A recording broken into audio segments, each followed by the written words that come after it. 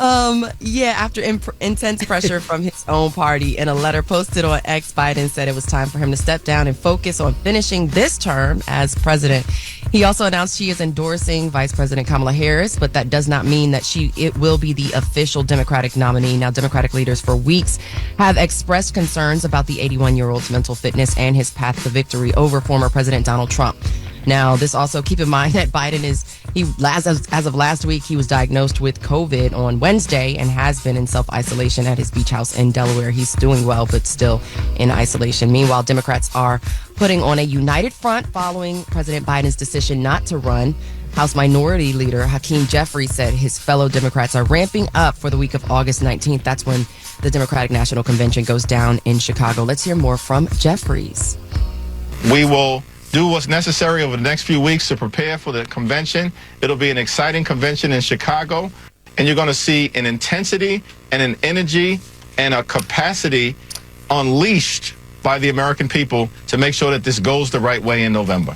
The DNC got to be popping. Like, they got to make sure that they got their whole new next wave out there at the DNC represented. Mm-hmm. They need Gretchen Whitmer on that stage. They need Wes Moore on that stage. They need Gavin Newsom on that stage. They need Josh Shapiro on that stage. They need to have Congresswoman Jasmine Crockett talking. If they want to go reach out to the world of pop culture, they better bring Olivia Pope on that stage. And Kerry Washington has done it before, but they got to introduce her as Olivia Pope. All right, they got to bring Jon Stewart on that stage. Like, they got to have that energy, going for the DNC.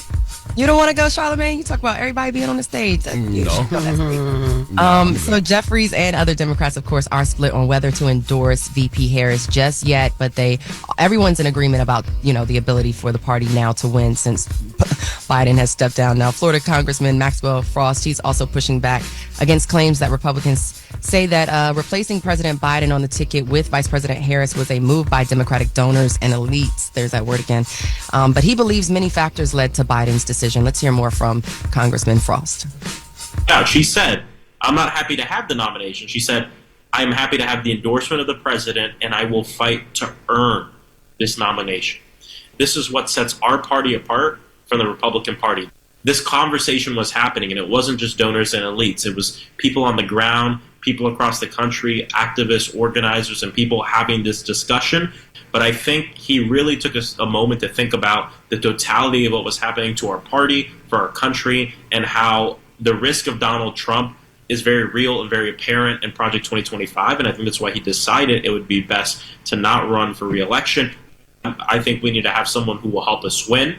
Obviously, a strategic choice. And as a progressive Democrat, would also like to see someone who believes in a lot of the same policies that Joe Biden and Kamala Harris pushed for in their presidency. That's all it's about. It's about who can win, and I agree with him. It was definitely the donors. When the donors started saying no more money if you don't step down, that's when they decided to make a decision. Because 70+% of the American people told them they did not want a Biden-Trump rematch. Yeah, they did. So the people been said they never wanted this, and it's been nothing but chaos and confusion ever since. So I'm glad Biden stepped down. I wonder what the change was, right? Because he was fighting Friday. He was like, "No, I'm not stepping down." It seems like we're not stepping down.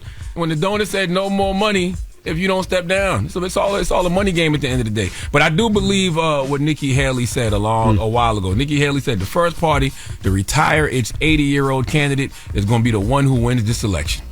And so I believe that. This is the first time a sitting president hasn't sought re-election in more than half a century. The last one was Lyndon B. Johnson. He dropped out in 1968, and that's following the assassination of John F. Kennedy in 1963. Now, in a post on social media, Vice President Harris did say she's honored to have the president's endorsement, and it's her intention to earn the nomination and win the nomination. So yeah, she said she will do everything in her power to unite the Democratic Party to defeat Donald Trump. And she closes by saying, we have 107 days. I think that's now 6 days until Election Day. We will fight and we will win. And so, Donald Trump is Donald Trump. Yeah, I was gonna say she could come out the corner, fighting with him because that's a good matchup. He's a convicted felon. She's a a former prosecutor. It looks good. But she gonna give him the smoke he wants. And now Donald Trump is the old man. Donald Trump is the oldest person ever to run for president. Right. That's right. I don't know if he can get through another term. Now he's gonna be the one he's gonna be the one that's up there stuttering and can't complete sentences, and is just gonna be up there rambling like he was at the DNC convention. I mean at the RNC convention. Mm-hmm. And after that, he said he could have died, so we don't know.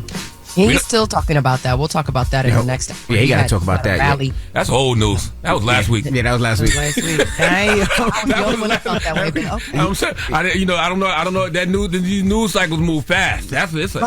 Ain't nobody talking about that here no more. No. That was last week. That's a wrap. Well, that is that's all it is. front The page truth news. of the matter. It's over. Yeah, that was old news. Nobody talking about that no more. Stump a toe now. Get it off your chest. 800-585-1051. If you need to vent, phone lines are wide open. Let us know how your weekend was, what you did, all that good stuff. 800-585-1051. Get it off your chest. It's The Breakfast Club. Good morning. The Breakfast Club. This is your time to get it off your chest, whether you're mad or blessed. So you better have the same energy. We want to hear from you on The Breakfast Club. Hello, who's this? Hey, it's B-Mom from the Metro. 803. What's happening? D-Mont, what up? Man, what's good, Charlamagne? Now, I called in Friday. I was like, I asked you a question. I was like, should it be Kamala Harris as the presidential candidate and then Gretchen Whitmer as the VP? I think that's the easiest thing to do for real. Like, you get a whole woman versus Trump movement going.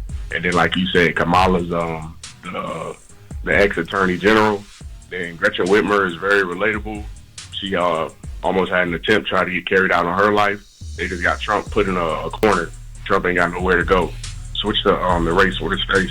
I've been hearing people say that. I don't think America's ready for an all-woman ticket. I think you got to pair the vice president with a white man.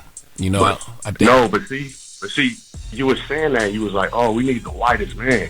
But it's like, if you go and get the whitest man, it's almost like you're trying to get MAGA supporters. You got to get all the women supporters you can and all the people on the fringe. I don't think the Republicans got nowhere to go. You don't have to make Nikki Haley his VP. What?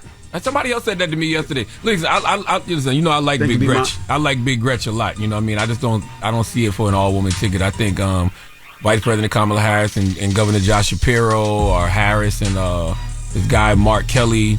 He was a former astronaut. I think he's a senator in Arizona. I've been hearing about Andy Beshear in Kentucky. I like Shapiro. Governor Roy, what's Roy's last name, in North Carolina.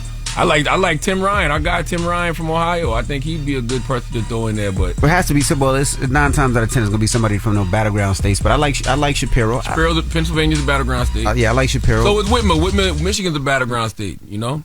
Gretchen, yeah. Hello, who's this? Yo, this is V from Detroit. V from Detroit. What up, though? Oh wait, this is really? Oh, this is DJ Envy. Yes, ma'am. Oh my God, I didn't think I would get through. Hi, DJ Envy, Charlamagne. Peace. What's happening? Oh my God, yo, my heart is beating.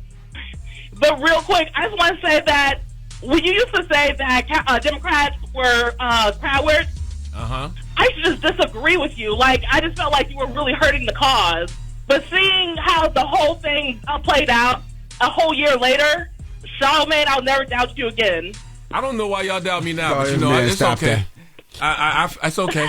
You can doubt him sometimes. I like being Rafiki from The Lion King. You know what I mean? You know, Rafiki from The Lion King, they always think he's a crazy little monkey. Please don't consider yourself a monkey. Oh, okay. But Rafiki wasn't really like not a on monkey. air. He's just a wise little well, thank you, V. Wise little primate. Thank you so much. All right now. Bye. Bye-bye now.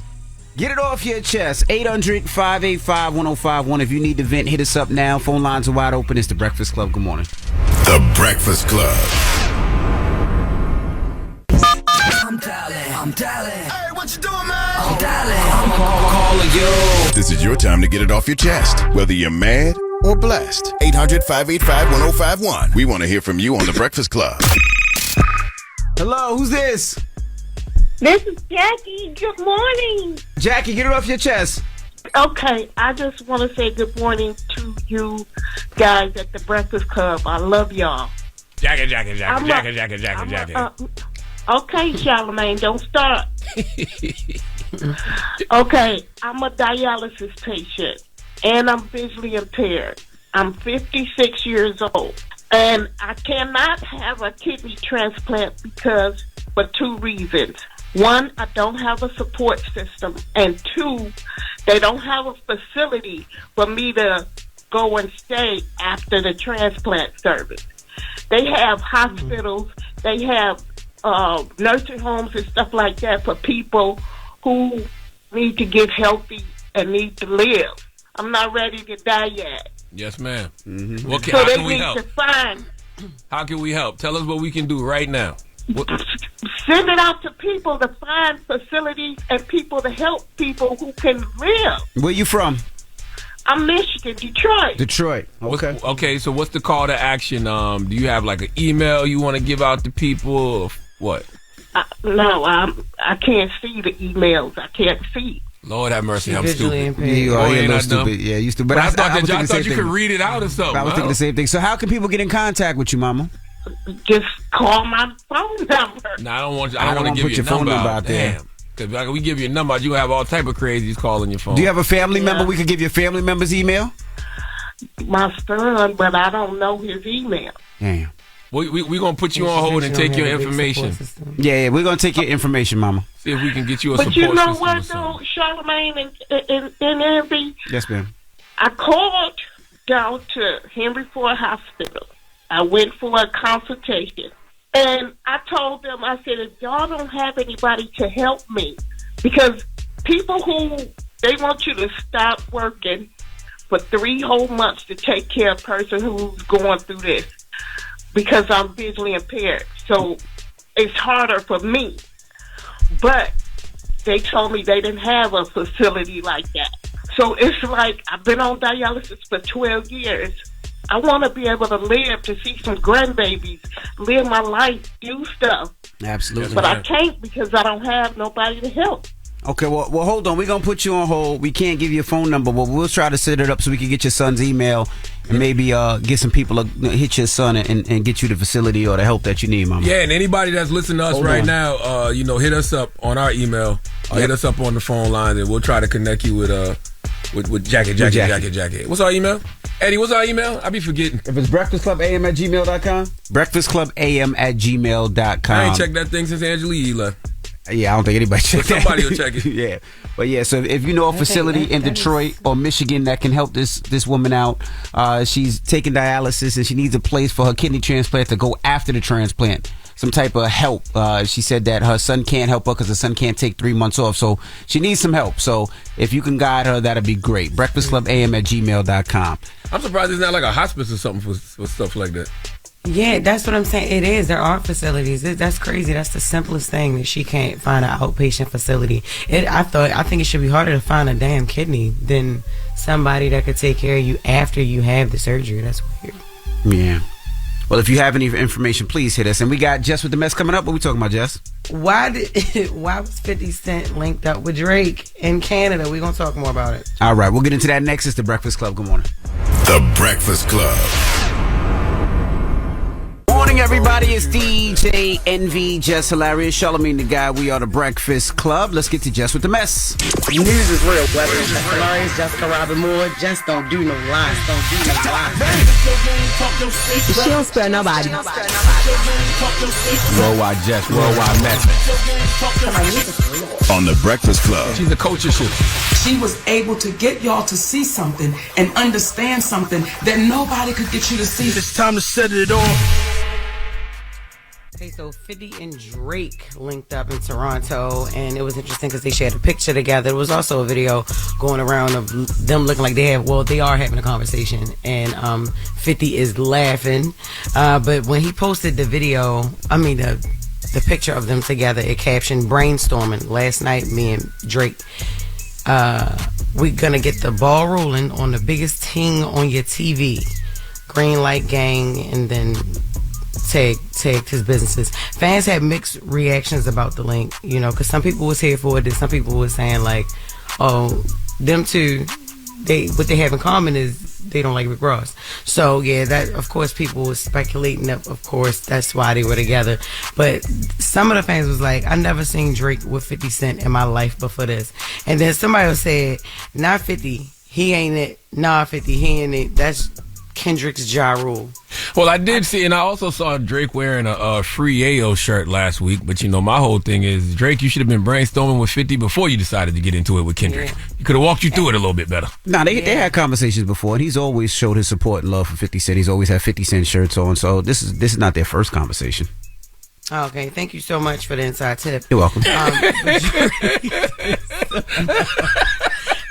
But the caption definitely hints a TV project. And Drake started off acting, so maybe 50 Ben had him on a, and Drake EP's a lot of shows. Yeah, Drake has EP two very great shows. Euphoria. He EP Top Boy and Euphoria. Mm-hmm. Yeah, Euphoria was good. I didn't know he did Top Boy. That's amazing. Yep. But yeah, Euphoria was a great show. But yeah, so they supposedly, 50 Cent is still a troll to me though. So you never know what they got cooking up. Brittany Griner celebrates the birth of her baby boy. So congratulations to her and her wife. They actually just had their baby, and she sat down and did an interview with CBS Sports. And she made it clear that she's not a mother. I think there's probably one other job that you're about to get into that is really hard and really scary. You're about to be a mom. How is that feeling? Pops.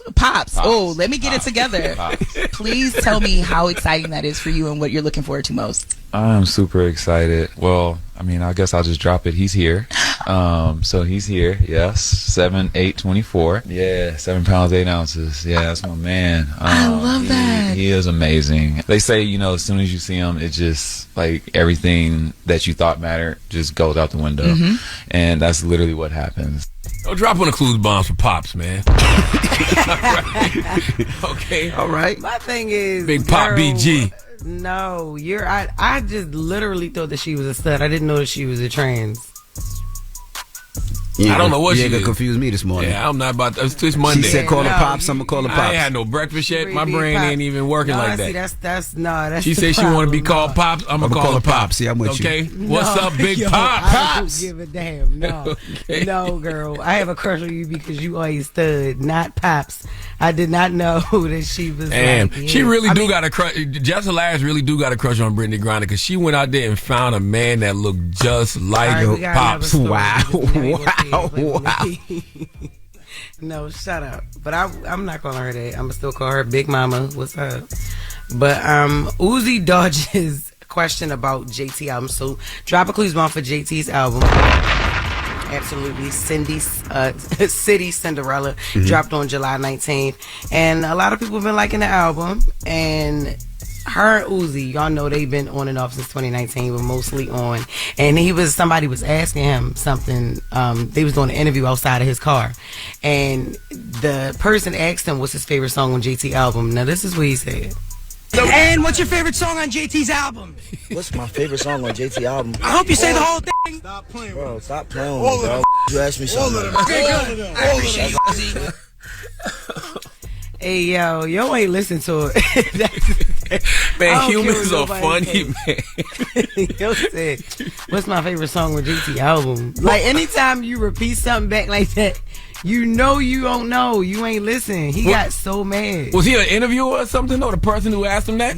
Yeah, the person interviewed him at his car. They was asking him questions. And then okay. I just thought that was just a random person. Couldn't think of nothing else to say. Just say hi. Hi is okay. No, they was asking him questions and everything. He was like, last question, what is your favorite song on JT's album? And he looked and repeat the question.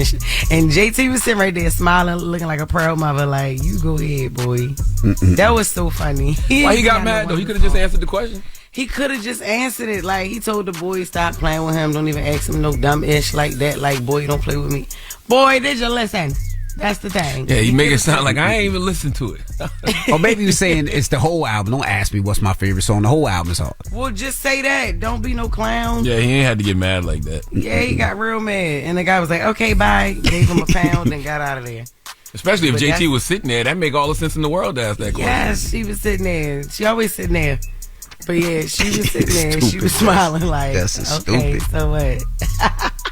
Well, that's Jess With The Mess for the 7 o'clock. All right. Thank you, Jess. Now, when we come back, we got front page news. Morgan will be joining us. And then after that, phone lines are wide open. 800-585-1051. Angela Rye be here. It's The Breakfast Club. Good morning. The Breakfast Club. Your mornings will never be the same. Morning, everybody. It's DJ NV, Jess Hilarious, Charlamagne the Guy. We are The Breakfast Club. Now let's get back to some front page news. What's up, Morgan? Yeah, so over the weekend, former President Trump held a rally in Michigan. He says this election is the most important in the history of our country. And it was his first rally since the attempt on his life last weekend in Pennsylvania. Now, Trump said his life was inches from being taken away. He added that he was thankful and further talked about the love he felt at the RNC last week. Let's hear more from former President Trump. I shouldn't be here. I shouldn't be here. maybe JD or somebody else would be here, but I shouldn't be here right now. But something very special happened. Special thanks to Americans nationwide, including all of you here today, for your extraordinary outpouring of love and support in the wake of the horrific last Saturday event. It was like a big, beautiful 4-day love fest. There was no fight. You know, there was no fight, no screams, no shouting, no get that guy off the platform. And in case there was, we had the Hulkster with us, right? The hell Hulk Hogan gonna do now? Yeah, so the former president said he is in contact with the 2 victims who were injured in the shooting. And, of course, he again talked about Corey Comfortor, who was the victim who lost his wife at that rally. Now, some could argue that those comments, that he's not meant to be here and all of that, maybe it's not someone who is fit to be the president. But I'll move on. Meanwhile, Secret Service Director Kimberly Cheadle will be on Capitol Hill today as lawmakers demand answers over that assassination attempt. She'll testify before the House Oversight Committee, where she'll be questioned on how a sniper was allowed to get within shooting distance of the former president at the Pennsylvania rally. Now, many lawmakers are calling for her to step down or be fired. I mean, I can see that. Yeah, somebody get a clear shot at the president like that. Somebody even gets to walk into a rally with a gun. They have one job: protect the president. And the fact that he was so close and everybody seen him, but the Secret Service agents, is crazy to me. And somebody told me one of my good partners, man, my man Chris Moreau, he was saying, he thinks that Trump would use this to disband the Secret Service and bring in his own, private security company, which would serve as like his version of like the SS Nazis, and then that eventually would grow and expand to be like his own private army. I mean, that's a point. Mm-hmm. And that would be a justifiable point at that. I mean, you guys are doing your job. That's right. Yeah. Well, in other news that happened over the weekend, Congresswoman Sheila Jackson Lee died at the age of 74. In a statement by her family, they said she was a fierce champion of the people and her legislative victories impacted millions. They added she helped establish the Juneteenth federal holiday and the reauthorization of the Violence Against Women Act. The Texas Democrat announced back in June that she was diagnosed with pancreatic cancer, but it's not clear that is the reason why she passed. Now, President Biden entered the chat to pay tribute, calling her a great American who's always fearless. And he also noted that her legislative work again, and added the George Floyd Justice and Policing Act, a bill that made Juneteenth a federal holiday. And of course, she served 30 years in Congress after being elected to the House in 1994. South Carolina Representative James Clyburn also honored her, saying they became good friends in their years working closely as Democratic whips. Let's hear more from Clyburn. Sheila was as creative, as innovative as any person I've ever met, and she demonstrated that time and time again, and was a very, very smart and astute politician. R.I.P. Congresswoman Sheila Jackson. You said President Biden entered the chat. That's a damn lie. That man don't know how to text. Well, okay. But yeah, there were other Democratic leaders who also came out and honored her and her memory. And we got time for one more? Yep. Sports. Want to talk about some USA sports? Well, y'all sure y'all don't want to send Caitlin Clark and Angel Reese? Because listen, Team WNBA pulled up the upset over Team USA in the WNBA All-Star Game. The female basketball players in the world took the floor on Phoenix on Saturday. Clark, Reese, and Arce Ogunbowale. I know y'all going to tear me up for that name. Well, they beat the U.S. Olympic. She went crazy. She went crazy in the second half. She had 0 points in the first half. She went 30-something, right? Yeah, she went crazy. 117-109, just a week before the Paris Olympics were set to begin. So that was really cool. So yeah, she was named the All-Star MVP. Ogunbowale. I'm gonna do some justice. Come on, sister, help me out. Ogunbowale won All-Star Game MVP for the second time, and of course, Team USA is headlined by 42-year-old Phoenix Mercury legend Diana Taurasi and last season's WNBA MVP Breanna Stewart. So y'all send Reese and Clark over there. Stop playing. But that's your front page news. I'm Morgan Wood. You can follow me on socials at Morgan Media. And for more news coverage, of course, follow the Black Information Network at Black Information Network and BINnews.com. Woo! All right. Now, when we come back, Angela Rye will be joining us. She'll be breaking down everything, discussing Biden stepping down, Kamala Harris, the delegates, the war, the amount of money they have in the war chest. Whatever you want to ask her, she's on the phone lines for you guys. She could break it down to the T. So 800-585-1051. Angela Rye, when we come back, is The Breakfast Club. Good morning. The Breakfast Club. Morning, everybody. It's DJ NV, Jess Hilarious, Charlamagne the Guy. We are The Breakfast Club, and we got a special guest on the line right now. We have Miss Angela Rye. Good morning, Miss Rye. Good morning. How are y'all? Eddie Rye daughter, how you feeling this morning? I feel good. Lot to talk about this morning. Let's jump right in it. Over the weekend, Biden decided he was going to tap out. Finally. But you know what made me laugh, though? I saw you jump out the window. I didn't even see the original video. I just saw your correction video. And I'm like, but I already knew what it was about because you had already said this to me before. But you said you thought that Biden stepped down and well, I'll let you explain it. Biden stepped down. You had some words. You took the post down. What were you upset about initially? So, as you all know, yesterday, Joe Biden issued a letter that he didn't even tell a lot of folks on his campaign about. Mm-hmm. He said that he was going to not drop out as the president right now, but drop out of the campaign. And in that letter, there was only a mention of Vice President Kamala Harris as doing a great job, and he's been proud to have her as his partner for the last 4 years. So I'm like, where's the second page? Where's the second page? And so I'm like, yo, I have already told these people, they've been talking about it all week, that he may not endorse Kamala Harris. That's unacceptable to me. This person is on your ticket. It says Biden Harris everywhere. So I went off. I was like, what are you doing? What are we talking about, friend? Like, we're going to have some real problems if you don't throw your support behind a person who has stood lockstep with you in moments where she shouldn't have, including the debate night, which is where this snowball all began. And then 3 minutes later. 3 minutes later. Exactly. But the thing is, I heard that people flipping out and going off like that actually helped. Why wasn't it in the initial letter? They said that they wanted it to come from the campaign officially, but why did you just put it on Twitter, my friend? Like, the tweet don't necessarily go as viral as the letter of your initial announcement. So I think it was bad strategy, and sometimes that is the casualty of not getting your whole team involved and ensuring that people advise you on the flat sides of your strategy. I disagree. I think it was good strategy because I felt like both of them deserved their own different announcements, and they both worked, right? Because he announced, and then everybody was like, oh my God, Biden dropped out. And then, you know, maybe 30 minutes, an hour later, hey, and now he endorses Kamala. So I felt like they just, they owned the news cycle by doing that. That's what I think. Now, Ms. Rye, I can appreciate that. Now, Ms. Rye, let's jump right into it. I know you don't got much time. Why do you think Biden finally decided to tap out? Because, you know, Friday, his team was like, he is not tapping out. He's going to see this all the way through. What do you think was the changing factor?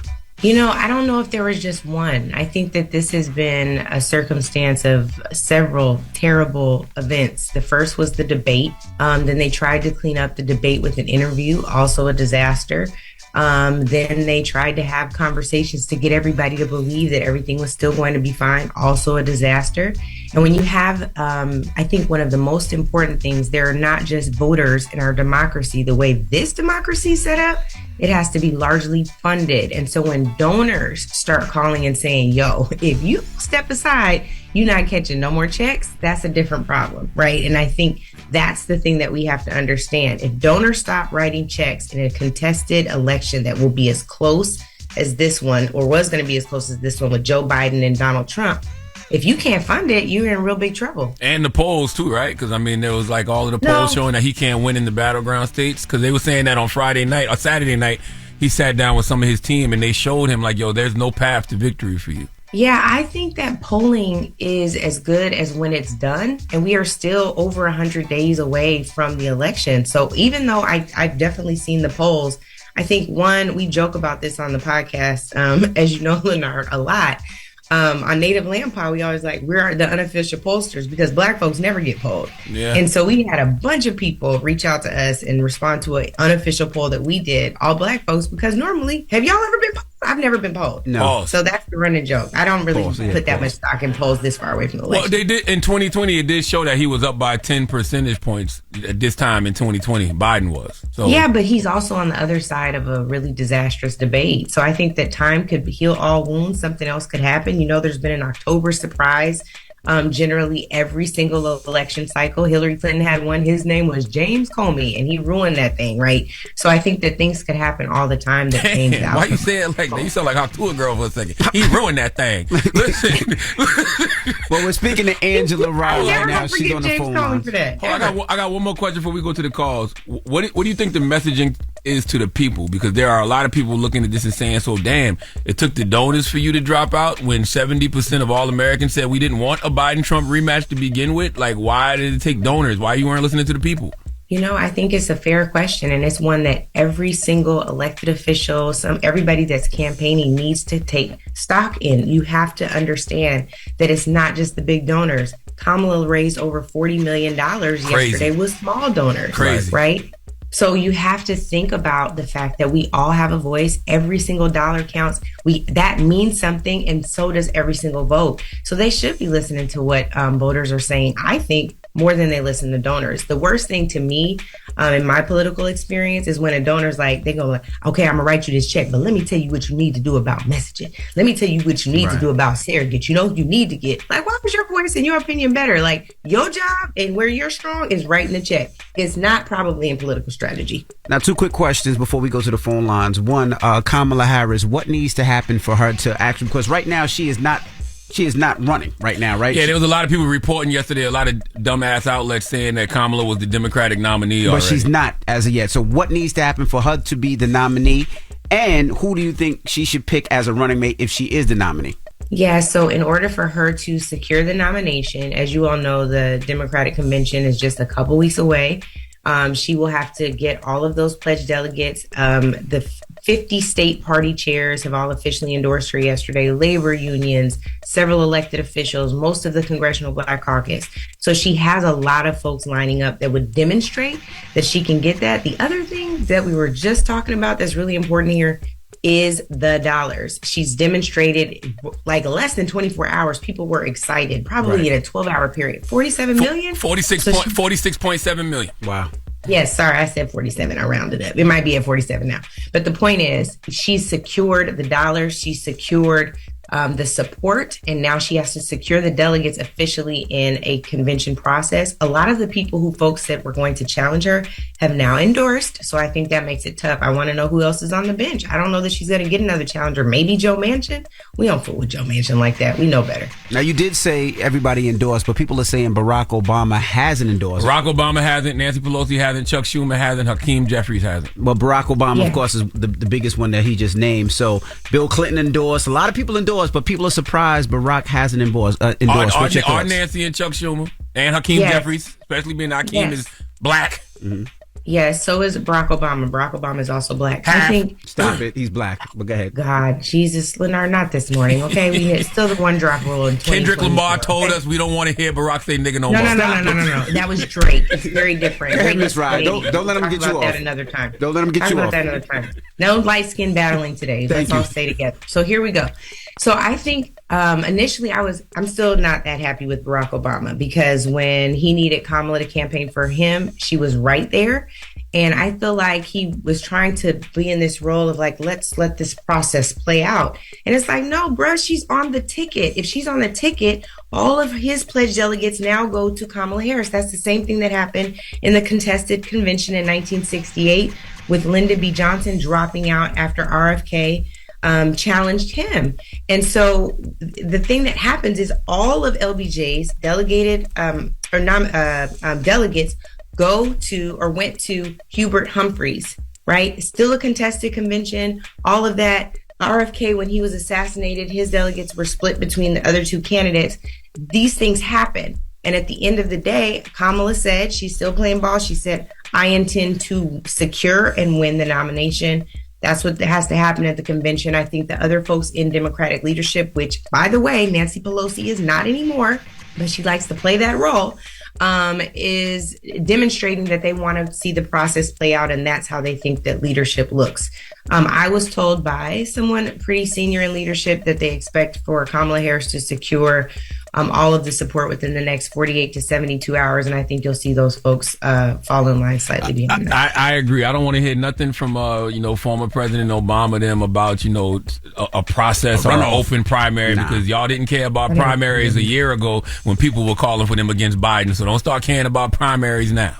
Yeah, I don't disagree with that at all. I actually, like I said, I was really frustrated with President Obama. We've talked about this before, but when I was the executive director of the Congressional Black Caucus, anytime we were on the other side of President Obama, it was a real frustrating moment. Because what side? The white side? You stop it. What? I'm sorry? What side? What side of Obama? The white side? Leonard, I can't even concentrate with you on this nonsense. Let me tell you, what I'm telling you is we had a lot of issues with the the Obama administration. And it was really frustrating when folks didn't see that we were trying to represent the best interest of Black folks. And when we clashed with that administration, folks dragged us. We used to get hate mail, death threats, for being on the other side of President Obama. But sometimes he's on the wrong side of history. And I think yesterday was one of them. I agree. Well, let's go to the phone lines. Angela Rye is on the lines right now. She's answering all your questions, political, whatever question you have, something you might not understand, she'll break it down for you. 800-585-1051. It's The Breakfast Club. Good morning. Morning, everybody. It's DJ NV, Jess Hilarious, Charlamagne the Guy. We are The Breakfast Club. We have Angela Rye on the line this morning. She's helping us out with breaking down everything. A lot went on over the weekend. Of course, Joe Biden tapped out. And there's a lot to talk about. And we have Leroy on the line. Leroy, good morning, Leroy. Leroy, I know Leroy Black. He Black. Good day, how you be? What's up, Leroy? What's your last name? Jackson or Johnson? Damn. Washington. Oh, my God. That's right. The third one. You were close, Leroy. What's your question for Ms. Rye? My question for Angela is, I know the delegates going to be behind Ms. Harris. It just is the Republicans, the few Democrats that are left, are they going to support her? Because, of course, in 2008, they didn't give Barack a chance. Well, they did, but they came reluctantly. So hopefully they'll be behind her straightforward out the bat. The purse flow is going pretty well so far. So let's see, can that continue? So what's your question? I guess what's the your question is, will brother? the Democrats fall in line? Is that your question? Pretty much the main Democrats, yes, the ones that will the main Democrats fall in line? You kind of answered that a little while ago, but will the main Democrats fall in line, Angela Rye? Nancy Pelosi, Chuck Schumer, Barack Obama, those people? Yeah, I think these are the people that will be supportive. They're waiting to see if anybody throws their hat in the ring. Again, most of the people who would be her biggest competitors endorsed yesterday. And I think that some of these other folks are very much controlled by the donor class. And so they will be supportive if the donors are supportive. And I think that what we're starting to see is that they will be. Even the Wall Street folks on Wall Street, Democrats are like, cool, we can roll with this one. Now, Star is on the line. Star, good morning. Good morning. How are you this morning? Good. Star. What's your question for Angela Rye? I have a question. Hi, Angela. Good morning. Good morning. I have a question. Am I correct to assume that there is a Democratic and a Republican nominee for each of the 50 states? Huh?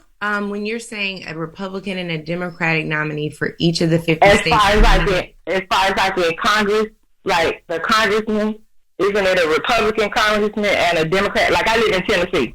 Okay. And I know that we're a red state, but we have a Democratic person here, congressman here, right? Oh, are you in Memphis? Yes. Yes. So you do have a Democratic representative, and how it works is members of Congress have about a little over 700,000 people they represent in each state, and that's why you could have almost 50 districts in California. You can have 5 in a southern rural state because there aren't as many people. So that's how they apportion members of Congress who are on the House side. And then there's another chamber, the Senate, and the Senate has 100 senators, right? So everyone doesn't have necessarily Democratic and Republican representation. It depends on the makeup of the voters in the state. Star, are you a registered voter? I am. Okay. I am. I was asking another question. Would it be smart if she decides to run? Because I just woke up, y'all, and y'all are hour ahead. So would it be smart for her person that she's running with to be a Democratic person from a Republican state? Oh, I see. That's a great question. Star, come on. You ready to be a political strategist this morning? Thank you, Star. You know, that's I am definitely... not. that's on the table. There's a governor by the name of Roy Cooper, North Carolina, who Kamala Harris served as a state attorney general with, and he's from North Carolina.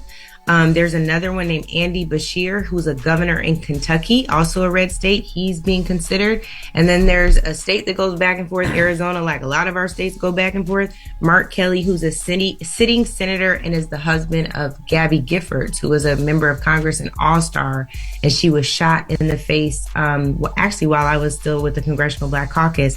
And she's been a major champion for gun violence, and given everything that's happened in this country, they think that Mark Kelly would be a good contender as well. Yeah, those are the top. So one thing's for sure, they've been saying Kamala and a white person. Yeah, it's got to be a white man. That's where we are in this country right now. Those are the top names, and of course, Governor Josh Shapiro. What do you think about the possibility of Gretchen Whitmer? They've been saying. You think an all-woman ticket would be a smart move right now?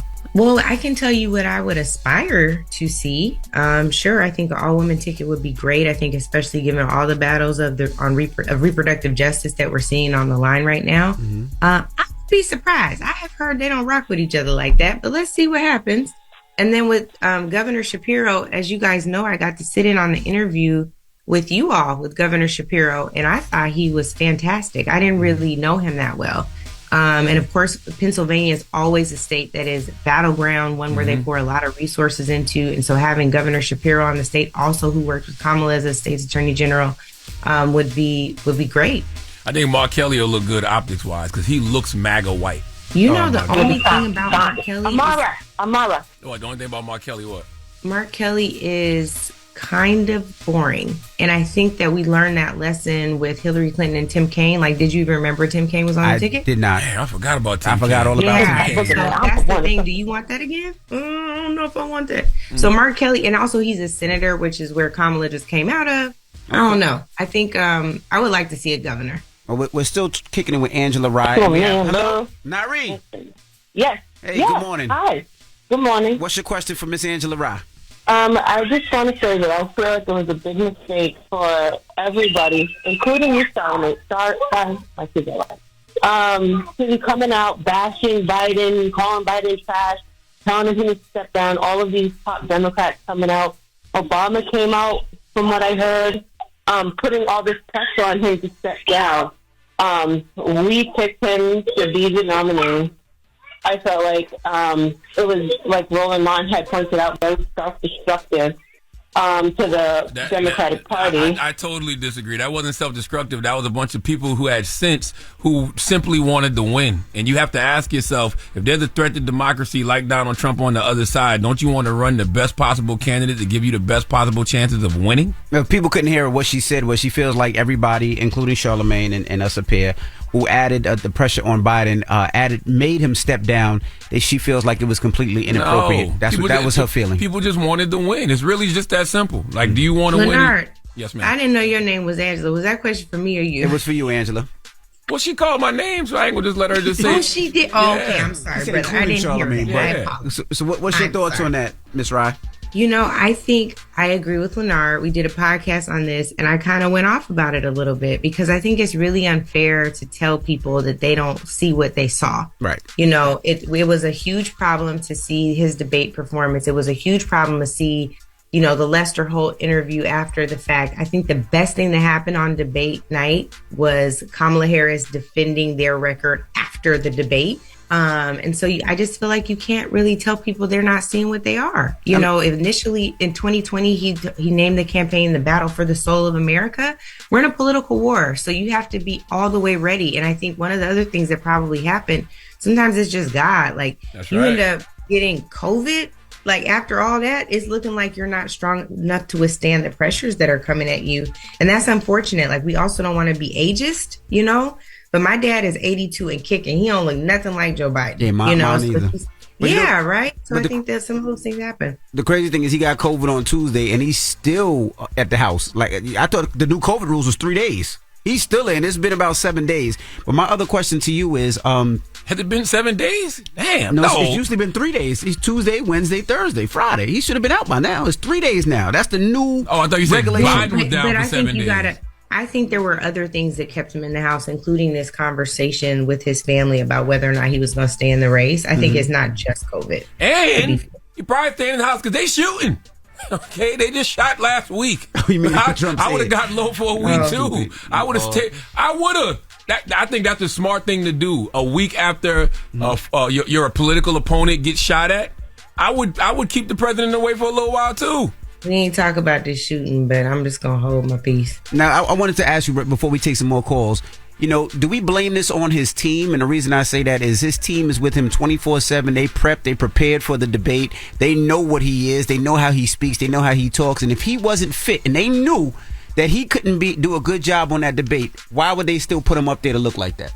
That is a great question. It's $1 million question. As far as I'm concerned, every single one of them people should have been fired. I agree. Every single one of them. Like, how dare you do that? You need to know your candidate. And if you're not in a position to have the conversation with the candidate, to be honest with the candidate, whether it's because you're afraid, whether it's because you think you need the ratings, whatever it is, like, you need to be able to be honest with the principal. If you can't be, that's a whole other issue. So I take it with every single one of those folks who are in this alleged inner circle who've been advising him because it keeps them in power. You got to check your own power sometimes. And he was calling for the debate. And I'll tell you one thing. I guarantee you one thing. Make my day, pal, he said. Yep. Make my day. I guarantee you one thing that you will not see. But I guarantee you won't ever see Kamala Harris and Donald Trump debate. I guarantee you Donald Trump will not take that stage with Kamala Harris. I want to see this so badly. Donald Trump ain't going to do it. He's not going to do it. He's not going to do it. So let me ask you guys this. Do you guys think he was trying to call her bluff when he posted yesterday that he would debate her on Fox News? But even still, she should go. How long have I been saying Kamala Harris should go on Fox News? You trying to fight me? Listen to what I said. I said, do you think he was calling her bluff when he said he wanted to move the debate to Fox News? Probably, because that's something that he thinks she probably would never do. Yeah, but you know what I mean. So I think she should do it too. By the way, Trump's I'm not disagreeing with you. Trump is not going to debate her. If Trump's team is smart, he don't want that smoke. That's some smoke he don't want. And if she doesn't debate him, because I don't think that he will, she should still go on Fox News. Now is the time when she has to go on Fox News and talk to that side of America. Well, let's take some more calls when we come back. Angela Rye is here. She's answering all your questions. 800-585-1051. It's The Breakfast Club. Good morning. Morning, everybody. It's DJ NV, Jess Hilarious, Charlamagne the Guy. We are The Breakfast Club. Angela Rye is on the line. She's breaking down so many different things this morning, and we're taking your calls. We have Brock on line 5. Brock, what's your question for Angela Rye? My question is, will we protect Kamala wholeheartedly and aggressively against the attacks from Trump and J.D. Vance? Well, I think the question starts with you. Will you? Right? I know what I'm going to do. I've been a black woman passed over for a promotion before. I'm protecting her first from the people that are inside the Democratic Party. Well, I did donate to Act Blue for the first time. I'm supporting her. I donated to Act Blue for the first time last night. Hey, I'm here for. I'm here for. I love that. Well, congrats. North New Jersey is here for. You heard Charlamagne come through. I hear you, Brock. I hear you. I think that's great. Number one on your first campaign donation. I hope that you will talk to the folks in our community who question her blackness, who question whether or not she's for the people, and that you were able to stand on some of her own accomplishments from when she was a state attorney general, from when she was a United States senator. And I believe that now that she is no longer number 2 on the ticket, we're going to see a lot more, not just of her personality, but her desires for this country to come to fruition. So I think that that's awesome that you've already shown your support in that way. Keep doing it, because there will be a lot of attacks, and I don't just think it'll be from the Republican side of the aisle. You just said something, Angela, that I really hope to see. Is the real Kamala Harris. Mm-hmm. Over the next 4 months. And I think, like you said, I think now that she's at the top of the ticket, I think those handcuffs are going to be off. And if they're not off, they need to be. Mm-hmm. Because the only person that's going to win this election in November is the real Kamala Harris. We got Mike. I think that's 1,000% right. We got Mike on the line. Mike, what's your question for Angela Rye? Hey, how you doing? What's up, Mike? Hey, listen. This is the thing that I don't ever hear talked about. If we get wrapped up into politics, right? We pick a team because we always been on that team. Now we got to use our head. Our health is on the line. God first, then our health. I'm going to give you a few notes. Well, I got businesses in Atlanta, and I'm going to give you some things you never heard before. One, when the fish die in the ocean, right? Wash up on shore. The whales are beaching themselves. That's COVID. I work with the environmental scientists. They're not telling us this. The Democrats has been infiltrated, and it's so many within these 3.5 years. We have been told so many lies. Our kids' health is on the line, and we missing that. They lied about it from the vaccine on, from the beginning. So I didn't vote for either side, and I normally would vote Democrat, but I couldn't do either one because Kamala and Biden weren't telling us that COVID was really coming from the water. So then COVID. you going, oh my God, COVID is. So COVID came from the fish? Listen, they're poisoning the water, and this is how it was getting to us. So when we was wearing masks, we was supposed to watch consumption. So they're sitting back watching the farms be destroyed. So we need the social distance from fish. So you mean no swimming for the rest of the summer? When you see those fish, if you don't, you might as well go on that beach and pick those fish up and eat it. Are you vegan? You take it. You take it. Is he vegan? No, I'm on my way, man. I stopped the fish. I stopped the beef because Bill Gates bought up all our beef. That means Lord, it's a lot happening. Bill Gates bought the beaches and the fish. So listen, thank you, sir. I put them on. Let me tell you something, my brother. Damn, I really want to know more about the fish. No, man. No, Leonard. We gotta wrap this up. No, you don't. So, Angela Rye, what do you tell the people out there that's listening right now? It's COVID in the car. Stop it. Envy, you don't want me to answer the fish question? No, I don't. No. It's COVID in the white. No, so what do you tell people out there that's listening right now? Let me say this. I'm going to tell you this, and I'm going to start here. I'm not going to answer the question directly, and I'm going to follow instructions, but I do want to say just this one part about the fish. The water is being poisoned, and it is from a lack of regulations on a lot of corporate entities. And I think that one thing we'll know for sure is on the Democratic side of the aisle with Kamala Harris, climate change will be known as a real thing, and there will be restrictions put on environmental killers so that hopefully the fish can survive. Now, moving right along, what I would tell people is to ensure they understand and study Kamala's real record. I think that this is an opportunity for not just the Democratic Party, but the entire country to really hit reset. So really give her a fair opportunity. Look at what she's done. Look at what she's promising to do. And then match that against what your own needs are for yourself. The dream that you have for America, the country that you would like to reimagine, and then really make a clear analysis on who you think will best help you reach those goals. It's sad that politically progress is often incremental. We get it in small bits. And so even with that, knowing that there may be incremental change that she may not be able to, make sure that America becomes the reality that we all know we desperately deserve and need, we may get a little bit closer. And so that's my plea to everyone, to really try to give her a fair shot. I'm excited about her opportunity. I'm excited about who she picks as her running mate. And I can tell you I haven't felt this way since 2020, the 2020 election when she joined the ticket. I was never excited about Joe Biden. I don't think that's a secret to anybody. And listen, I know this is a sexist country, and I know that it's a country built on patriarchy, but I do want women, especially black women, to believe in themselves in this moment the way that we believe in them. Because, when I hear people say things like, oh, she'll never win, this country didn't vote for Hillary, why would they vote for her? I think we got to stop saying that, because this country did vote for Hillary. 65 million people voted for Hillary, and she beat Donald Trump in the popular vote by 2.9 million votes. She lost because of the Electoral College, and if we're being honest, she didn't campaign the way she should. She didn't hit Pennsylvania the way she probably should have. She didn't touch parts of Michigan the way she probably should have. I think it was Wyoming or Wisconsin.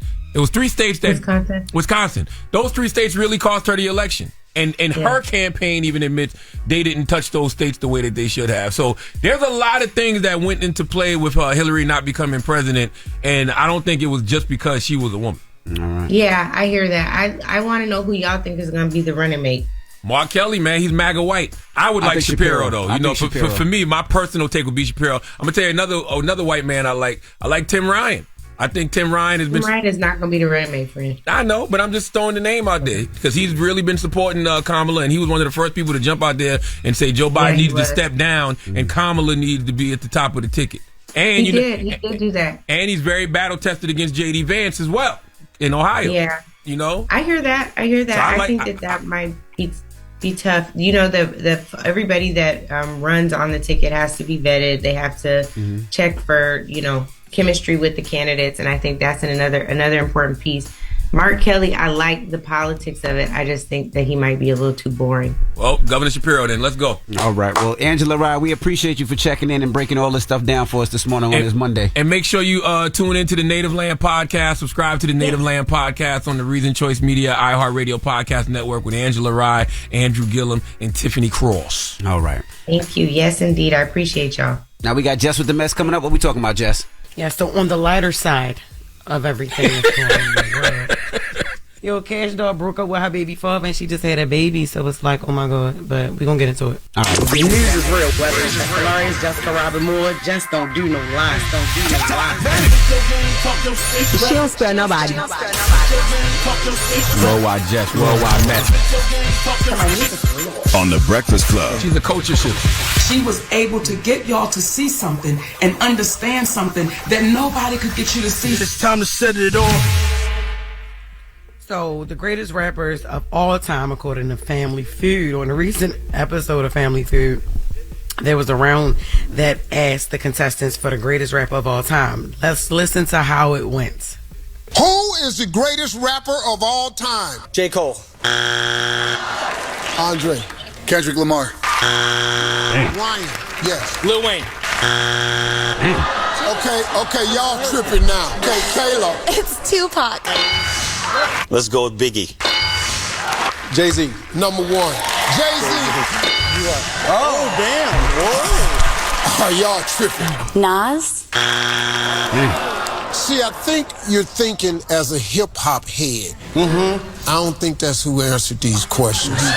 Who's the greatest rapper of all time? Eminem. Yes. Kayla. Who's the greatest rapper of all time? Snoop Dogg. Yes. Drake. Snoop, they actually had that number one. That's why. That's why those polls and surveys are subjective, because it's all about who you're talking to. But not Snoop for number one, yo. I don't care. That's crazy. Anyway. And they probably, whoever they was talking to, probably didn't even look at greatest the way we look at greatest. Like the most popular. Right. Yep. Yeah, that was the most popular list. Yeah, because I wonder if they still do it like they used to. They used to show like people like man on the street, like they asking a bunch of random people. No, I haven't seen that in a long time when they did it like that. But I know that's how they used to come up with these answers and put them in order like this. But to clarify, the answer list was number one, Snoop Dogg. Number two, Tupac. Number 3 was Eminem. Number 4, Dr. Dre. Number 5, LL Cool J. Number 6 was Biggie. Number 7 was 50 Cent. And number 8 was Jay-Z. Hey, say what you want. Them the most famous rappers in the world. That's the most popular. You can say, yeah. I don't care where you go in the world. You ask somebody about rap, they probably gonna name one of those absolutely 8 people. Yeah. Especially white people. They definitely do this list. But Steve, he issued an apology when the round was over, though. He couldn't even believe it. That's what he said. Before we flip over these last 3, I want to apologize to the entire hip-hop community. Jay-Z's last. What the world? Number 7. He could not believe that. He could not believe it. And neither could I, honestly. Like you said, these people don't think of hip-hop of all time like we think of them. Yeah, that's crazy. Because my father would have said Eric B, Rakim. Like, he'd have said KRS-One. like KRS-One. Big Daddy Kane. Big Daddy Kane. All that. It'd have been different. So, of all time, it's kind of crazy. But that is Jess with the Mess right there for 3 minutes. Thank you, Jess with the Mess. Charlamagne, who you giving your donkey to? Man, 4 after the hour, we need a dentist from Tampa Bay, Florida, named Richard Cantwell to come to the front of the congregation. Ask yourself, would you want this man in your mouth? We'll discuss. Okay. All right. Well, we'll get to it next. Is the Breakfast Club. Good morning. Make sure you tell them to watch out for Florida, man. The craziest people in America come from the Bronx and all of Florida. Yes, you are a donkey.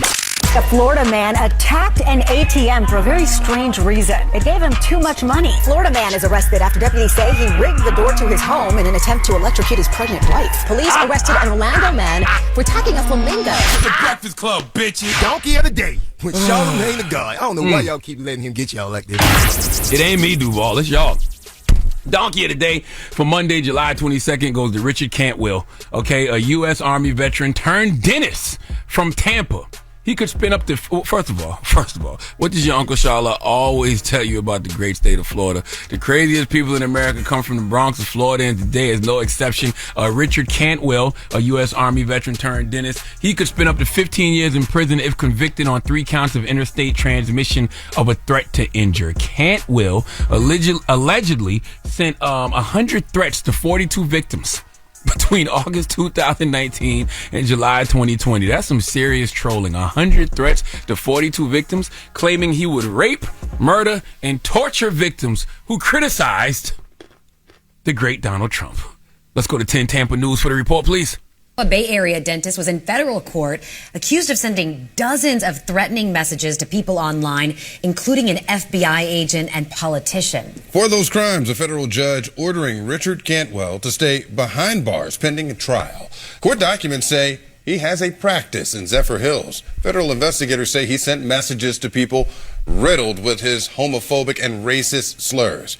According to court documents, Cantwell was interviewed by the FBI back in 2019 and was told to stop. Investigators say he continued to send threats to dozens of people out there. One of those threats read in part, "Prepare to die. You won't see Christ." Right now, Cantwell faces 3 felony charges. Prepare to die. You won't see Christ. By the way, he calls Donald Trump the great Donald Trump. Those are his words. Trump supporting dentists who will make your teeth MAGA white. Okay, you can get your veneers Capitol Riot white if you want. Now listen, this is exactly why I be wanting folks to keep their politics to themselves. Okay, I remember a world not too long ago where people didn't discuss their religion, their politics, or who the best MC was between Jay-Z and Nas, because those were guaranteed arguments. But now we live in a world where people can't even agree to disagree. We live in a world where there is segregation based on politics, and people's politics are impacting their everyday lives. You want to kill me because I don't agree with the same candidate as you do? You want to kill me because I'm not in the same party as you? Well, damn, Mr. Dennis, all I want is a root canal. Okay, people out here telling me my breath stink. I'm just trying to get a fill in a 3, and you don't want to do it because I don't support Donald Trump? This dentist could be out here doing someone's veneers, but instead he's choosing violence. You heard what the news report said. His targets included politicians, celebrities, authors, and other non-public figures. In one message, he allegedly told the victim, "I read your article about the great Donald Trump. You are gay. I can tell. F you, hire extra security. You're going to need it. I plan on effing you up just for the fun of it." Jesus Christ, wow. Richard. Damn, Richard. Wow. Did they call him Dick for short? I don't know. What? That's a Richard, nickname. Yeah, Richard Dick is a nickname for Richard. What do you mean? I said, gee, I was wondering, did they call him that for short? Okay. All I want, Richard, is some bridge work. All right. This is why 70% of all Americans said they did not want a Biden versus Trump rematch. Thank God President Biden finally came to his senses and tapped out. Republicans, I don't know why y'all haven't gotten the memo too. Nobody wants to deal with this type of madness. You got people who have worked their whole life to get to a certain point, throwing it away because of political differences. This man, Richard Cantwell, sent one message to a victim, and he said, "Take note, because liberal blanks like," it's redacted, so it says, "liberal blanks like you get raped in alleys by really big black guys that serve our cause. So you blank," because that's redacted too, "are going to get raped by at least 5 blanks." That's redacted. I'm just going to assume that's the N-word. "And do nothing. You are the #1 target." Bruh, I just came here for Invisalign. Jeez. Okay, I just want some teeth whitening. Why do you want to kill me? Now, Richard was arrested and pleaded not guilty to the charges, but he did tell the court against his lawyer's advice that his statements were empty threats. These are the people that are going in our mouths every day. Whoa. This is the type of Richard, okay, or the type of Dick for short that might be going in your mouth every day, huh? I'm supposed to trust you with my tooth extractions, okay? He the type to take out anyone, you know, he'll take out anyone who's not a Trump supporter's wisdom teeth because he don't think they wise, okay? Listen, political differences will always generate a healthy debate, but I shouldn't be killed for them. And Richard, I gotta ask you, was it worth it? Instead of worrying about people's cavities, now you in jail receiving daily cavity searches. Whoa. Okay, your trolling got you a prison oral exam that your bicuspids and molars didn't ask for. Okay, DDS don't stand for Doctor of Dental Surgery. It stands for Richard Sodomy. Okay? And I'm only saying Richard because you know what I want to say. All right. But use your imagination. All right. Okay? All right. But I think I can say it because his name is Richard. Let's go for it. Let's go for it. Let's go for it one time. Let's go for it. Okay, because DDS, right? You don't think I can say it? DDS? You know what I mean? You know, it's not Doctor of Dental Surgery. It's... I'm just going to say it, Richard. It's a mess. See? Don't try to throw a ball. You don't want to get fined. Please let Chelsea Handler give Richard Cantwell the biggest hee-haw. Hee-haw, hee-haw. That is way too much Dan mayonnaise. This guy go fake left and go right. That's what he did. You know that. I'm not going to say it. Oh, my gosh. This guy's stupid. But I work with here. I don't know why I work here. Well, thank you for that donkey today. Mm-hmm. All right. Now, when we come back. My God. All right, let's get serious now. This is a very triggering story. I'm letting y'all know that right now, but It's a story that needs to be heard. And we want y'all to go out here and buy her book. Her name is Sabrina Greenley. Yes. She is the mother of NFL wide receiver DeAndre Hopkins. She has a book out called Grant Me Vision, A Journey of Family, Faith, and Forgiveness. I'm telling you right now, this story is triggering because she was a victim of domestic violence that left her blind. Damn. Yes, and it's a whole backstory to go with all of that. So That's right. Yeah, please tune in. Yeah, we're going to talk to her next. It's The Breakfast Club. Good morning. The Breakfast Club. Morning, everybody. It's DJ NV, Jess Hilarious, Charlamagne the Guy. We are The Breakfast Club. We got a special guest with us this morning. Yes, indeed. Sabrina Greenley. She has a new book, Grant Me Vision, A Journey of Family, Faith, and Forgiveness, and it's out right now. Good morning. Good morning. Good morning. Thank you for having me. How are you? Good. I feel good. I feel amazing. There you go. Now you are the mother of DeAndre Hopkins, and man, what a story you have. What a journey. What a life you have lived. Yes, absolutely. I'm still here. Now, for those who may not know, you were blind, but you weren't born blind. You actually became blind after an acid attack in 2002. Yes. I was brutally assaulted in 2002 by a young lady that, unbeknownst to me, we were dating the same guy. And I was called to a place by him one day, and I went out there looking for my car, and she came out, called my name, screamed my name, Sabrina, and she threw a concoction of bleach and mixed with red devil eye. She threw it on me. 17% of my body was burned that day. I fell to my knees, and he actually took me to the gas station about 3 minutes away, but eventually left me there to die. What? Lord have mercy. And this is a man that you were dating that you thought loved you, liked you, and cared about you, and just left you to die. Yeah, DJ Envy, he literally was in my life for 3.5 months. So, of course, I didn't know him per se, and we really didn't know each other, but you couldn't tell me that wasn't my man. But, you know, he was somebody else's man, too. The book is called Grant Me Vision. So in that moment of finding out you were blind, what was going through your head? That moment that, of course, I was in a coma for a month. And when I came out of the coma, I was on a lot of medicines. I remember them telling me that I would be on 50 different medicines for the rest of my life. Thank God I'm not on any of them now.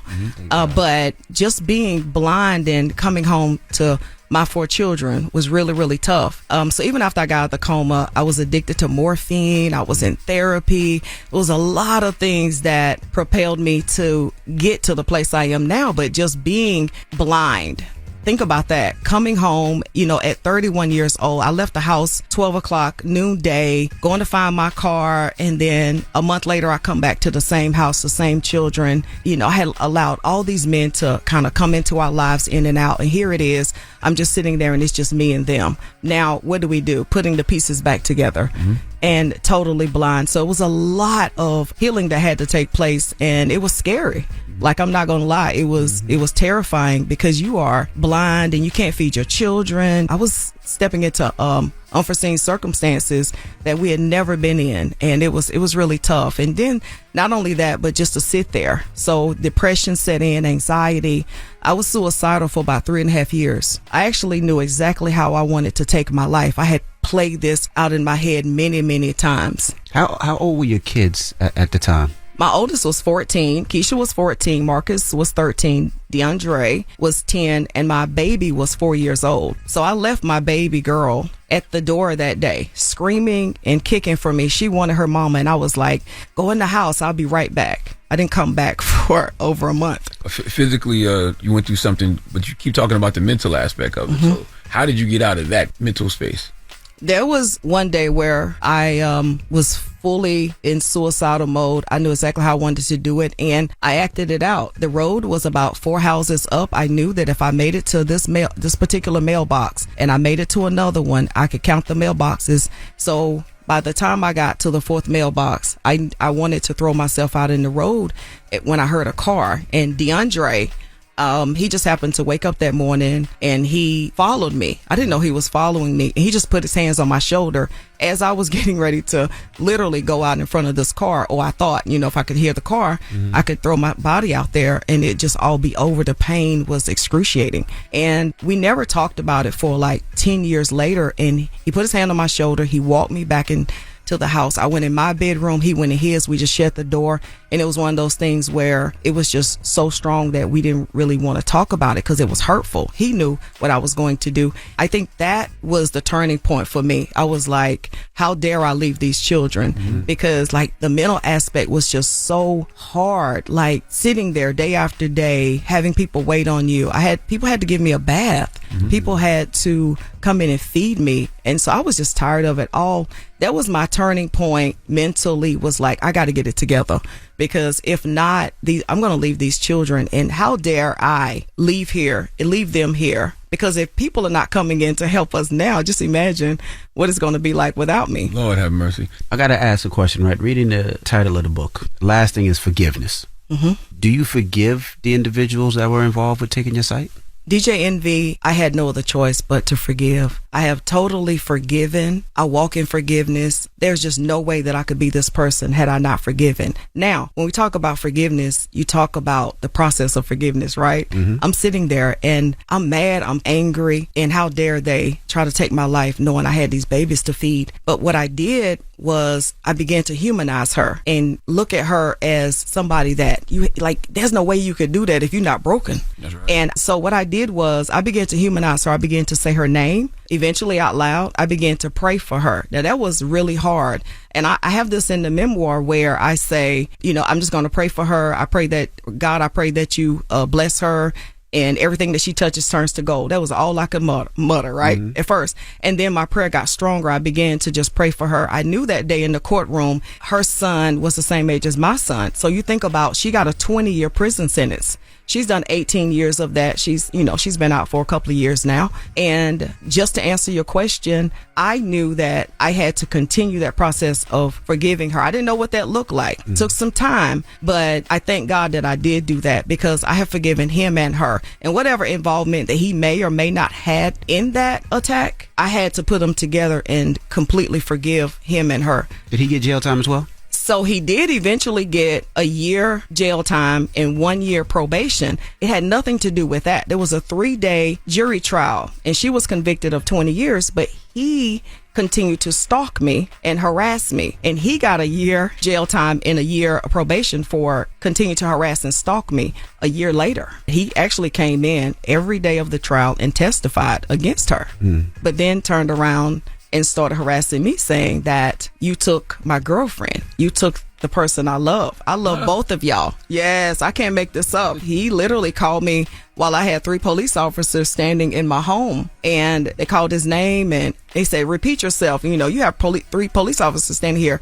His exact words, I don't care. I'm going to kill the Wow. And they went and picked him up, and that was when he served a year. A lot of people don't know that. It's crazy. So you said you forgave her, and you said you were able to say her name and pray for her. Has she reached out since then to apologize, or have you had a conversation or anything like that? In the courtroom that day, she had the choice to speak to me, and she chose not to speak to me. And in the 3 years that she has been out, she chose to go to a blogger by the name of Tasha K and speak out against me. Wow. Yeah, I just refuse to allow anything negative to come into my mindset. I chose not to entertain it.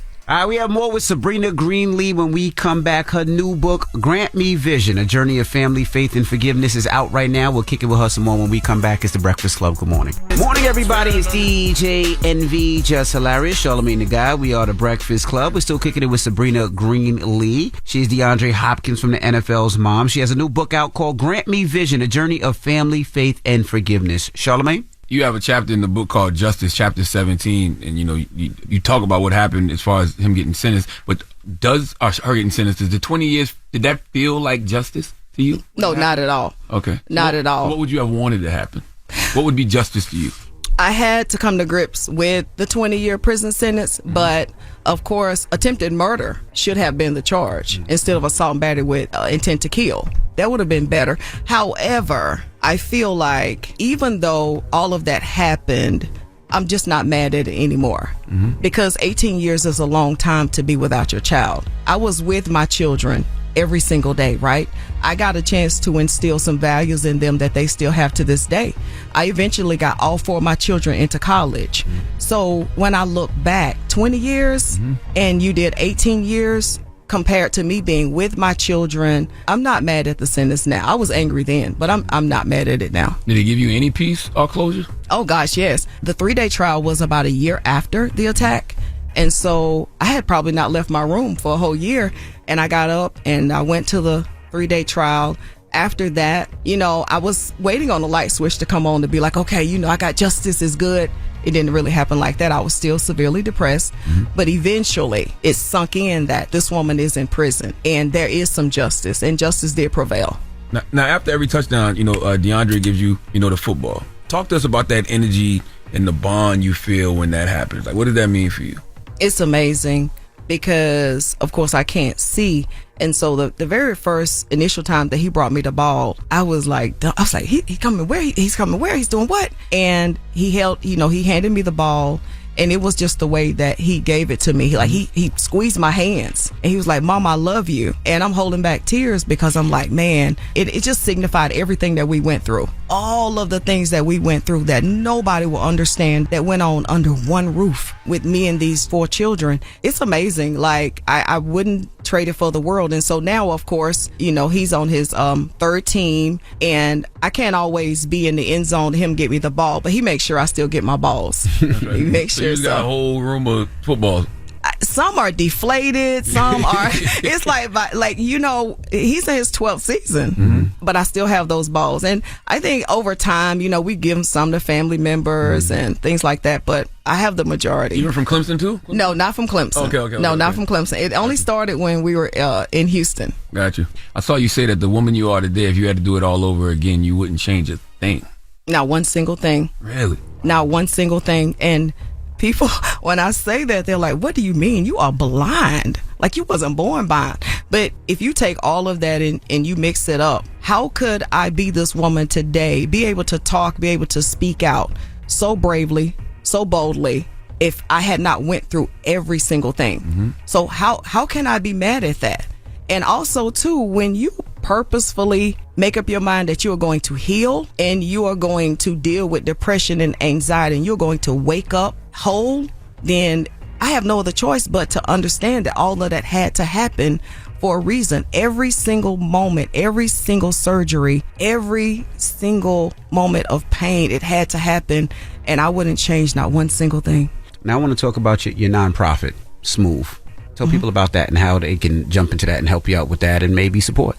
Oh, absolutely. So I have a nonprofit. We advocate against domestic violence. I'm in 3 states, and we really are out here helping women. I have so many stories where we go out and literally take women from shelters, organizations, agencies, and when they decide to go into their own dwelling, we provide them with financial literacy, household supplies. We do it all, and I am hands-on. Every single case, I'm right there. And so SMOOTH stands for Speaking Mentally, Outwardly Opening Opportunities. That's with 3 O's. And they can go to smoothinc.org. That's with 3 O's. And every single thing that people contribute goes into these women. I really, really, really can't stress enough that my organization is built and it thrives on helping these women who have been abused, and not only abused, but have been traumatized. It doesn't matter. And it's not just domestic violence. We help all women in different facets of abuse. And what's the message you want people to get from this book, especially women? I want women to know that there is a place for us. And I say us because I'm still in the fight with you. However, when you began to just sit in silence, look at yourself, whether it's in the mirror, whether you realize what you've done with your children, the abusive relationship that you're in, when you began to take your power back, baby, on the other side of that, you could scream and scream as loud as you want. There's no more suffering in silence. And so I feel like Grant Me Vision portrays all of that, the ups, the downs, the journey of a young black girl who didn't know who she was, going through all of this. But I am you, you are me. And on the other side of that is happiness, is joy. And I feel like when you can just understand that no one can make that choice for you, but there is so much happiness on the other side of that pain. And I want everybody to go get Grant Me Vision, because I want you to just see my journey.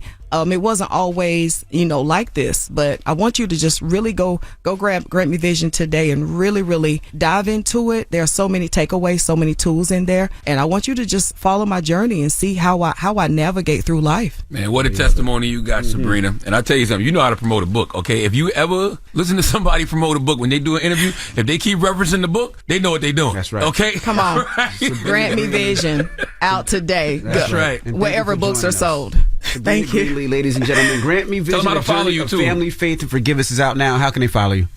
So I'm always on Instagram, Sabrina Greenley 12. You can go, and I'm cooking, I'm dancing, I'm doing any and everything except for driving.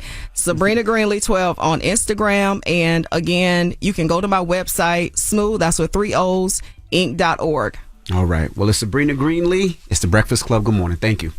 The Breakfast Club.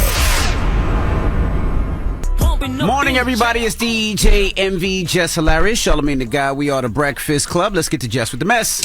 News is real. Whether it's Jess Hilarious, Jessica Robin Moore, just don't do no lies. Don't do no lies. She don't spare nobody. Worldwide Jess, worldwide Mack. On The Breakfast Club. She's a culture shift. She was able to get y'all to see something and understand something that nobody could get you to see. It's time to set it off. So yesterday it was a post and delete, but my girl Cash Doll announced that she was single. She took to her Instagram to post this: single, and I don't give a F about y'all saying I have 2 kids by him. Now I'm just the baby mama, blah, blah, blah. I'm not dealing with just anything just to keep my family together. I do understand that. But Cash Doll since then deleted the post. She actually deleted it shortly after she posted it.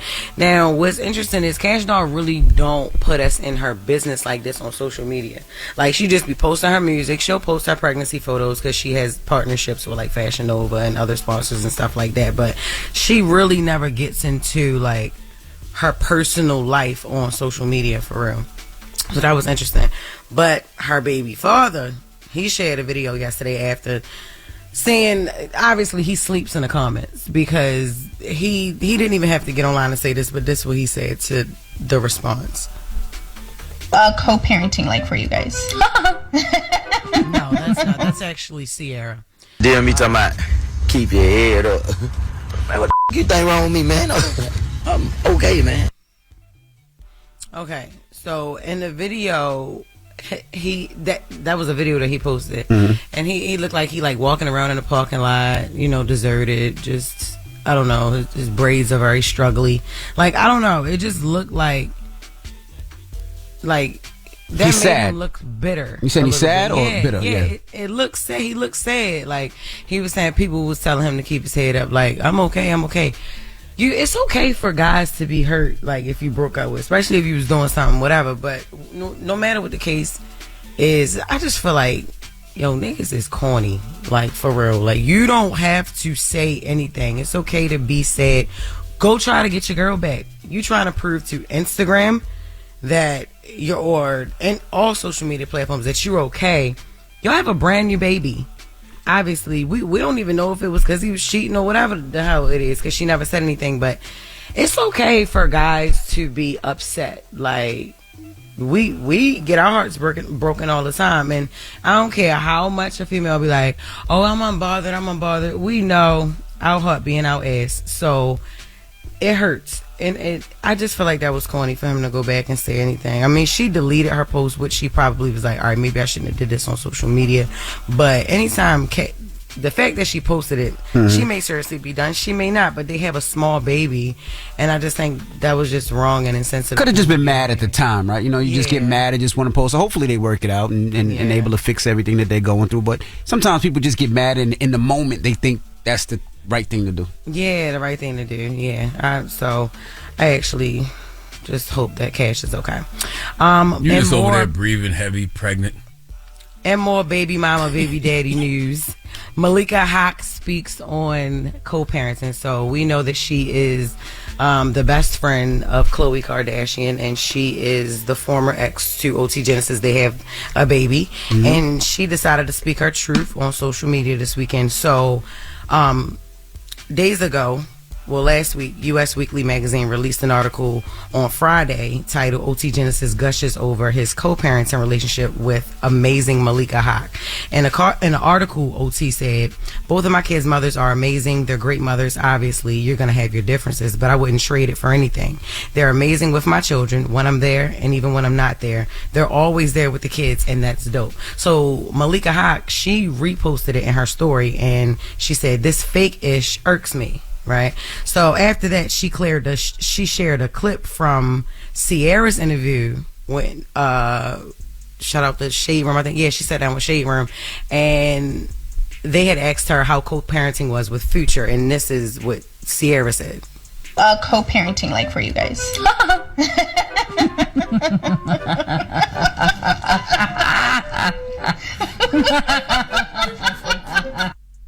So after Malika shared that post to her story following her saying fake-ish irks me, OT calmly clapped back in his IG story. He said, you offered me $100K to have another baby with you, and I told you no.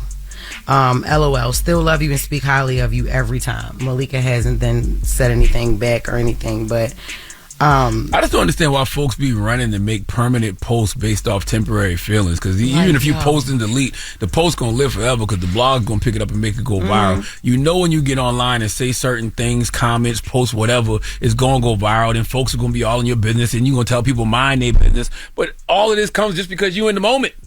Take a breath. And you in your feelings, man. That's why I'm like, damn, this is crazy. Either way, another internet moment. Cardi B speaks on politics. We know that she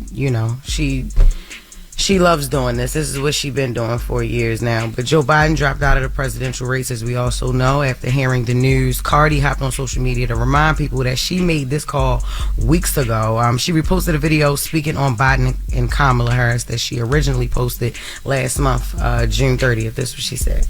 I personally just feel like he should just enjoy his life right now with his children, with his grandkids. You already made a legacy. You already became president. You ain't had to run for a second term. This should have been the perfect moment to give it to Kamala. Now, she most likely going to run for presidency in 4 years or in 8 more years, and it's going to be a little bit tougher for her. Biden right now is really moving like my pappy. But it's like, come on, you're in your 80s. And I don't think he's healthy for being 80 years old, because Patti LaBelle just turned 80 years old, and honey, she could sit me the down. But you could see the difference between Patti LaBelle and Joe Biden. They're not the same type of 80 years old.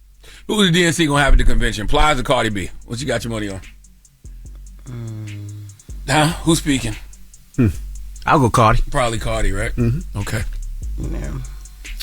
I don't know, but her caption said, stop playing with me. Check the date. Said this on June 30th. I've been told y'all Kamala should have been the 2024 candidate. Y'all be trying to play the Bronx education. Baby, this what I do. Been my passion. Don't let my accent fool y'all. So Cardi been into, like I said, Cardi has been into politics and everything. So I like seeing a female rapper do that, though. That's amazing. Drop on the clues bombs for Big Body. She has an opinion about it, you know, and that's also a big platform that she got, you know what I mean? So I think I love seeing her support Kamala is just, another woman. That's just what the mess. Y'all gonna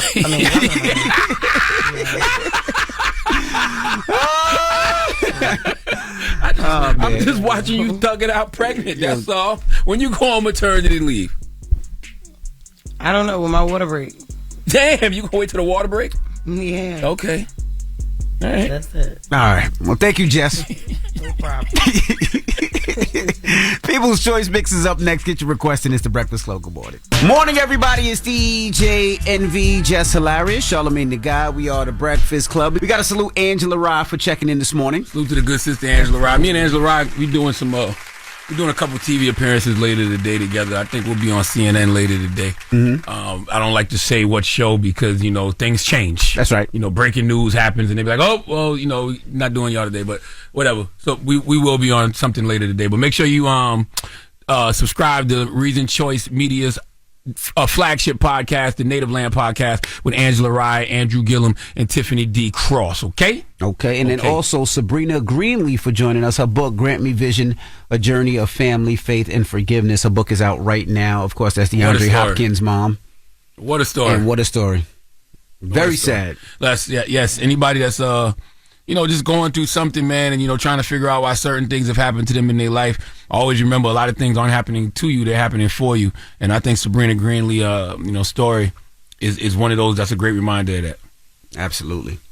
All right. Well, when we come back, we got the positive notice. This year, more than likely, end of November, early December, cannot make it, y'all. So I'm sorry about that. But y'all will receive refunds. That baby is kicking Jess' ass, okay? All right? She got 2 weeks left, all right, before that baby is here. Yeah. So. Well, it's time to get up out of here. We got a positive note? I do. I just want to remind people to go get my new book, Get Honest or Die Lying, Why Small Talk Sucks, available everywhere you buy books now. Thank you to everybody who's been supporting it. And my positive note is simply this: vision is the art of seeing what is invisible to others. And always remember, too, vision without action is merely a dream. Action without vision just passes the time. But vision with action can change the world. Have a blessed day. Breakfast Club, bitches!